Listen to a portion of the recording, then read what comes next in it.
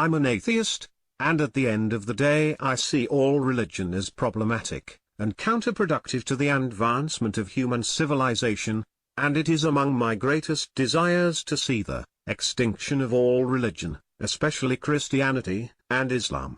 So naturally, I was thrilled to notice the rise of non-denominational Christianity, something that has been largely unremarked upon by the atheist community, at least from what I've seen.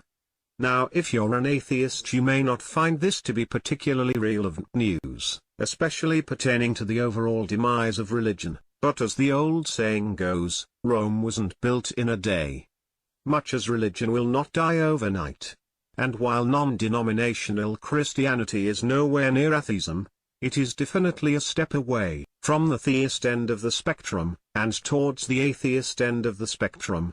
The Vatican is one of the most powerful entities on the planet, which controls a population of over 1 billion people worldwide, and halts research into the medical miracle of stem cells, and aims to strip women of the right to choose to have an abortion altogether, even in cases where the woman's life is threatened by pregnancy and childbirth complications.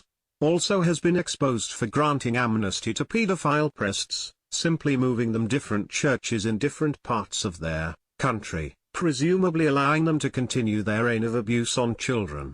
It's no secret to most non-Catholics what a horrible organization the Catholic Church is, and is means for parts of their celebration that non-denominational Christianity is taking power from the Catholic Church.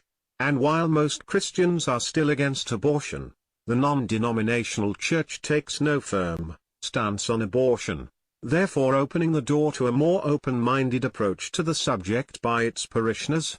And while the Catholic Church is the easiest and most vile of the mainstream Christian denominations, there are others such as the Baptist and Pentecostal churches who actively aim to strip homosexuals of their hard-fought-for rights, all of which the more secular, non-denominational church takes power away from. Lastly, and most relevant to the demise of religion, the rise of the non-denominational church shows that a growing number of Christians are starting to question their beliefs. They are at the very least stating to recognize that religious denominations are bullshit. And if you're a former Christian, this was likely your first step towards becoming an atheist, and that was my first step as well. First I abandoned Catholicism.